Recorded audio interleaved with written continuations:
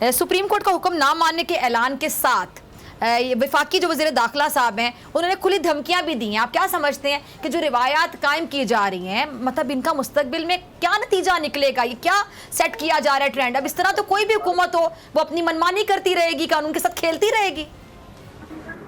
देखें, इनको पता है कि ये इलेक्शन में तो जाने के काबिल नहीं है। अब उस वजह से ये सियासी बहरान, आइनी बहरान, माशी बदतरी, बेरोज़गारी, इन्होंने मुल्क के साथ और आइन के साथ जो खलवाड़ शुरू कर दिया है पिछले 1 साल से, अब उसकी इंतहा पे पहुंच चुके हैं। अब ये इम्तिहान है सुप्रीम कोर्ट के लिए। जिस तर्ज अमल से, जिस अंदाज से राना सनाउल्लाह ने कहा है कि 14 मई को इलेक्शन नहीं होंगे, जो करना है कर लें, और इसी तरह प्राइम मिनिस्टर ने कहा, बाकी लोगों ने कहा है, तो अब ये कल से सुप्रीम कोर्ट ने के लिए अपना इम्तिहान है कि वो एक एक को बुलाएं और उसके खिलाफ प्रोसीडिंग करें, उनको जेल भेजें, उनको नाअहल करें। और यही हल है इस फाशिस्ट हुकूमत का और इनकी इन हरकतों का कि इनको मुंह तोड़ जवाब दिया जाए। इसके अलावा कोई ऑप्शन नहीं है, क्योंकि अगर अनारकी फैलानी है, अगर गैर आइनी तर्ज अमल से, देखिए ना, सुप्रीम कोर्ट की जजमेंट आने के बाद, न सिर्फ जजमेंट आने के बाद बल्कि उसके साथ आइन के मुताबिक जो 90 डेज़ के इलेक्शन की जो हुक्म है, उसकी हुक्मतुली जिस तरह ये करने लगे हैं और जिस तरह इनका तर्ज अमल है, ये तो मैं समझता हूँ कि बनाना रिपब्लिक में भी ऐसा नहीं होता। ये बहुत बड़ी बदकिस्मती है हमारी कि सुप्रीम कोर्ट ने जब फैसला दे दिया, उसका फैसला आर्टिकल 190 के तहत तमाम इदारे पाबंद हैं उस पर अमल दरामद करने के। अब कभी पार्लियामान के पीछे छुपते हैं, कभी फुल बेंच का और फुल कोर्ट का कह के उसके पीछे छुपते हैं, और कभी ये कायमा कमेटी में लेकर जाते हैं और कोई और तर्ज अमल अडॉप्ट करते हैं। लेकिन आइन पे अमल दरामद करने के लिए ये किसी सूरत तैयार नहीं है। और अगर ये नहीं करेंगे तो इसका अंजाम तो फिर आपके सामने है। कल एक आम आदमी उठेगा, वो क्यों उसकी बात, सुप्रीम कोर्ट की बात मानेगा? फिर तो अदालतें बंद कर देनी चाहिए, और सिर्फ सुप्रीम कोर्ट नहीं, तमाम अदालतें बंद कर देनी चाहिए और लिख देना चाहिए माइट इज राइट का प्रिंसिपल है।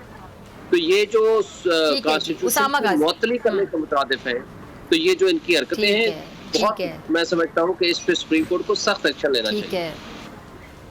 ठीक है जी। उसामा गाजी, तहरीक इंसाफ की जो आज़ाद कश्मीर में हुकूमत है बाकायदा खतरे में दिखाई दे रही, तो क्या ये वही खेल है जो पिछले 75 सालों से खेला जा रहा है, या फिर सूरत हाल आपको मुख्तलिफ नज़र आ रही है? ये उससे भी मुझे बदतर हालात होते नज़र आ रहे हैं। जिस तरह आपने देखा कि वफाकी हुकूमत में तो चलें, जिस तरह भी था, सबसे बड़ी पॉलिटिकल पार्टी तहरीक इंसाफ थी, लेकिन जब बाकी सब जमातें इकट्ठी हो गई तो उनके पास नंबर गेम कम हो गई।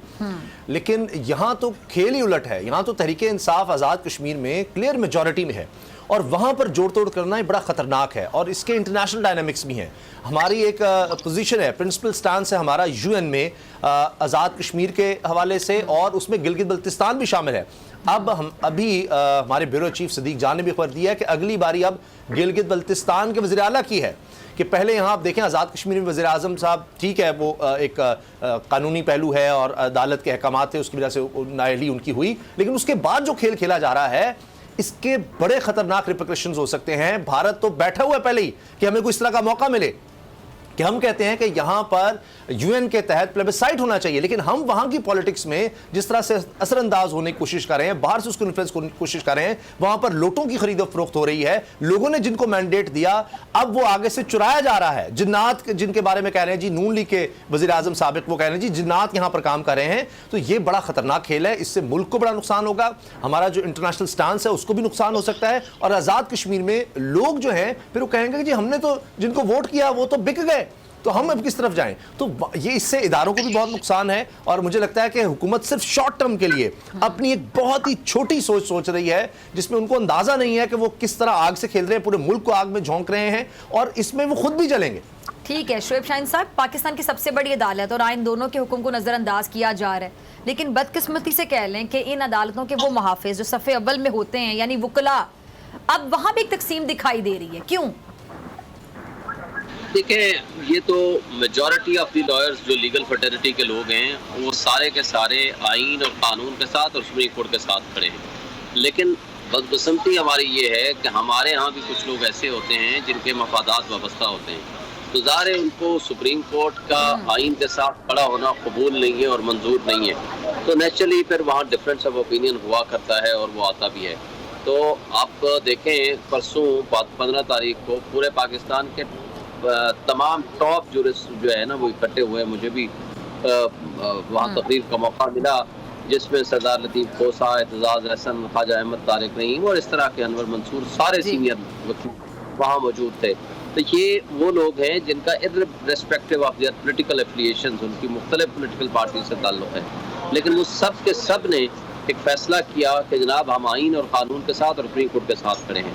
البتہ ماضی میں بھی ایسا رہا ہے. آپ کو یاد ہوگا کہ جب ہم عدلیہ تحریک چلا رہے تھے اس وقت بھی ہمارے کئی لوگ پی سی او کا اوتھ لے کے چلے گئے تھے، اور اسی طرح کی ایک ایکٹیویٹی اور اسی طرح کی ایک حرکت دوبارہ شروع ہونے والی ہے یا ہو چکی ہے.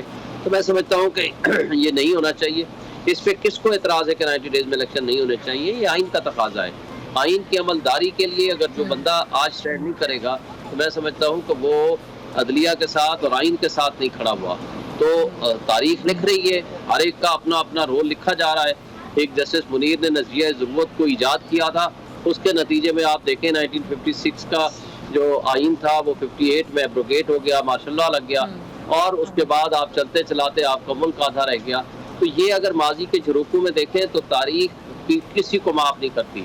کون آئین کے ساتھ کھڑا تھا اور کون آئین کی پامالی کے لیے اور نظریہ ضرورت کے ساتھ کھڑا تھا، ان سب کے نام سنہری علوف میں لکھے جائیں گے کہ جو آئین کے ساتھ کھڑے ہیں. اور ڈارک تاریخ میں ان کے نام آئیں گے جنہوں نے جو ایک کاز کی خاطر ہونے کی بجائے انہوں نے اپنا ضمیر بیچا اور اپنے آپ کو دوسری لائن میں کھڑے ہو گئے. تو یہ تاریخ لکھ رہی ہے، لیکن majority of the legal fraternity جو ہے وہ سکتی ہے، وہ ان کے ساتھ ہے. ٹھیک ہے جی.